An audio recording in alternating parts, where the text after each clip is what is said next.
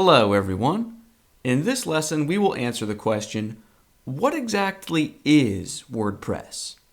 The boring, soulless answer is that WordPress is a free tool that helps us create websites and blogs. Okay, but humans don't learn from boring, soulless answers, right? We learn from real-world examples. So in this lesson, I'm going to share my screen and visually show you what WordPress is.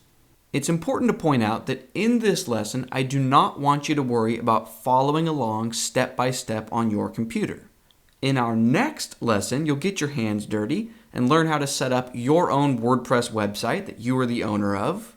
Okay, but in this current lesson, I want you to take your hands off the keyboard, sit back, relax, and just watch. So right now we're looking at a completed example of a WordPress website. I think that oftentimes the best way to understand something is to begin by looking at a finished product and dissect it. And then once you have a general understanding of what your goal is and the basic moving pieces involved, at that point then it's easy to create your own brand new project from scratch. So here we see the home page of this example website, and up in the header we see links to different pages. So if I click on About Us, here's the About Us page. It's got a bit of text, an intro video, a photo, a bit of text.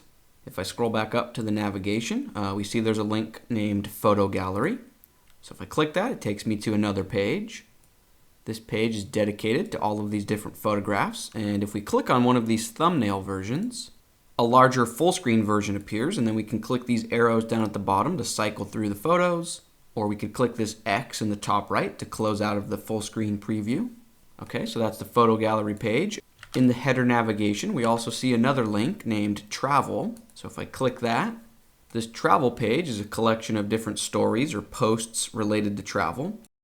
So first we see Trip to the Midwest. If I scroll down further, we see Trip to the West Coast. And finally, Trip to the East Coast. And let's say a visitor of this website was interested in the Trip to the West Coast story. After they read this initial paragraph, they could click on this Continue Reading button, and that would take them to this new page with the full story. Back up in the header navigation, we also see we have a page named Recipes. So if I click on that, it's similar to the travel page. So now we have a collection of stories that are about recipes. So the first one is Greek salad. And we see another one, homemade French bread. And finally, easy spaghetti. And again, if we are interested in any of those, we could click on the Continue Reading button or the title itself. Back up in the header navigation, finally, we have a page named Contact Us. So let me click on that. On this page, we see the company's telephone number, their address. If I scroll down a bit, we see an interactive Google Maps widget. This allows you to show your visitors where your corporate office is or something along those lines. If I scroll down further, we see a contact form that visitors can fill out. So they enter their name, their email, a subject line. They can choose the service they are interested in, so the reason they're contacting you. And then obviously they can type out a message to you and click Send. So that's the Contact Us page. If I scroll back up to the top and click on the logo here, that takes me back to the home page. And that's the website in a nutshell. Now, so far we haven't seen anything specifically related to WordPress. All we've seen so far is a typical website just like any other. So the question becomes, where and how does WordPress fit into the equation? Well, let's imagine we are the owners of this website and we want to make a few changes to it. So for example, if I click back to the About Us page, let's imagine we are not happy with this opening paragraph of text. We want to change it. We want to make a few edits to it.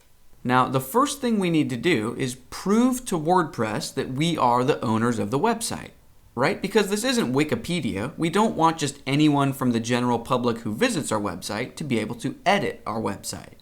So to prove to WordPress that we are indeed the owners of this website, we need to visit the login page. So let me switch over to a new tab in my web browser.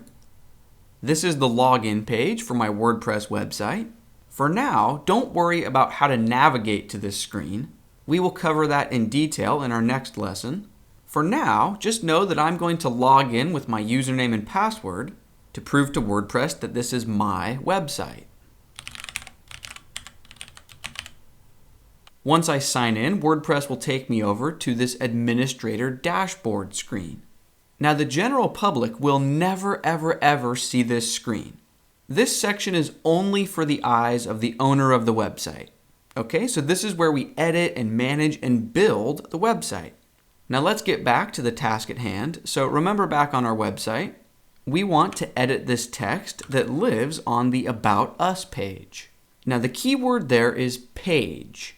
We are interested in the About Us page.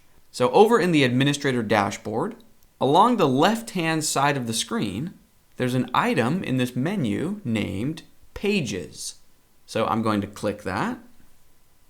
And then WordPress will show me a list of all of the pages on my website. There's no limit to how many pages you can have on a WordPress site. If we did want to create a new one, we could just click this button that says Add New.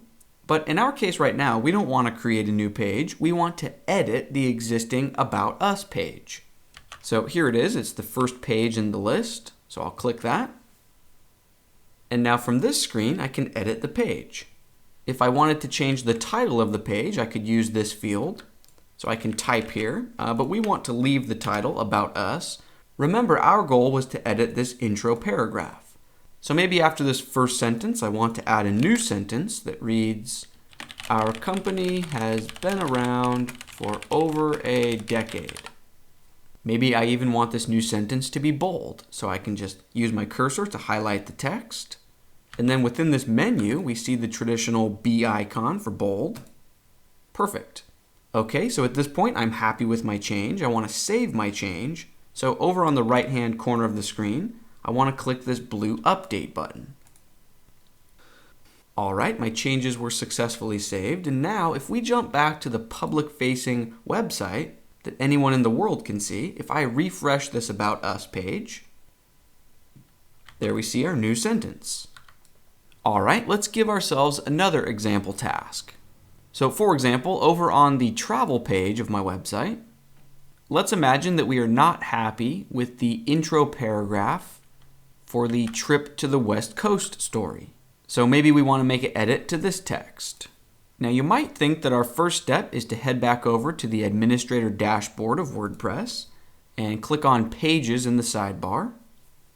But you'll notice that Trip to the West Coast is nowhere to be seen in this list of pages. And that's because the Trip to the West Coast story is not a page. It is a post. So what's the difference between a page and a post?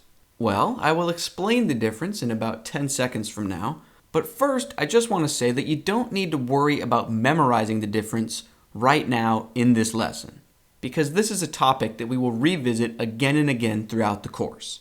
But for now, I will say that a page is an independent entity. It's something that can stand on its own, right? So we saw an example of that in the About Us page, whereas a post is part of a collection of multiple posts. So in this instance, the West Coast trip story is a part of a collection of travel-related posts. And if we want to make changes to it, we can just look in the left-hand sidebar menu of the WordPress Administrator dashboard and click on this menu item named Posts. All right, here we see a list of all of the posts on the website. Greek salad, homemade French bread, easy spaghetti, trip to the Midwest. Aha, trip to the West Coast. This is the one I want to edit, so I click it. Let's imagine I want to add a new sentence after this first sentence, so I just place my cursor here. The trip lasted 3 days and was wonderful. I'm happy with that change, so then I would click this blue Update button on the right-hand side of the screen. But before I do that, I want to point out a little something about this Categories menu. This Trip to the West Coast story shows up under Travel on my website because that's the category that we've assigned it. If instead we wanted this story to live under Recipes, we could just check that box. Okay, but obviously I want to leave it categorized under Travel, so let's change that. Scroll back up, click Update. All right, my changes were saved, and now if I switch back to the public-facing view of my website and refresh, remember I'm currently on the Travel page of my site. If we scroll back down to the West Coast story, here is the new sentence. Perfect. Now, believe it or not, over the last 10 minutes, you've just learned about 90% of WordPress. Pages and posts are the heart and soul of WordPress websites. It's really that simple. Now, before we bring this lesson to a close, here's a review of the key points that I want you to walk away with from this video. I have 4 main points. Number 1, we have the public-facing portion of the website that the entire world can see. Number 2, we have the administrator dashboard screens that only the owner of the website has access to, and that's where they manage the website from. Number 3, we have pages and we have posts. And our 4th and final point is one that I didn't verbalize until right now, but you may have picked up on it subconsciously. And that is that in WordPress, there's a separation between content and presentation. So what does that phrase mean, separating our content from our presentation? Well, let's define our terms. So content in this context refers to the titles of our pages and posts, and to the actual paragraphs of text, right? So content refers to our raw data. Presentation refers to the design of our website. So the colors, the spacing, the layout, the fonts, typography, the header, the footer.